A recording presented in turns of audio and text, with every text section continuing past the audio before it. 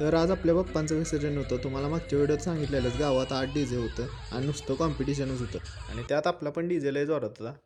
मग मिरवणुकीची तयारी चाललेली.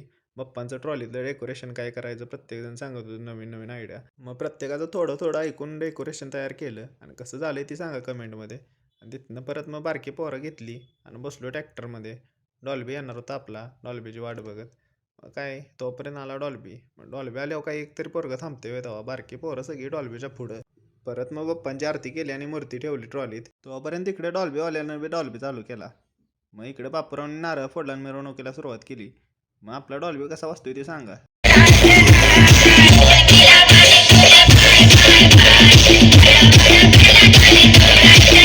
झाली आपल्या मिरवणुकीला सुरुवात आणि गावचा मेन रस्ता आहे आणि मेन रस्त्याला सगळं डीजे लाईनीनं होतं आणि प्रत्येकानं आपलं डीजे साईडला लावलेलं आणि मागणं डीजे येतील त्याला पुढं जाऊ दे म्हणत ती कॉम्पिटिशन करायला. आणि आम्ही पण मग गेलो मागणं पुढं.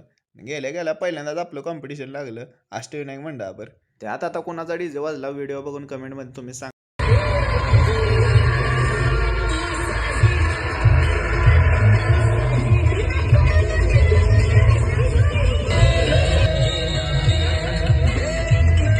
मग गेलो पुढच्या चौकात. तिथं विघ्नार्थ गणेश मंडळ थांबलेला. तिथं तर नुसता कांजाम कार्यक्रम होता बघा. पुढच्या पार्टमध्ये दाखवतो तुम्हाला इथलं कॉम्पिटिशन आणि बाकीच्या मंडळाचे पण कॉम्पिटिशन दाखवतो आणि बाप्पांचं विसर्जन पण दाखवतो. त्यासाठी फॉलो करा.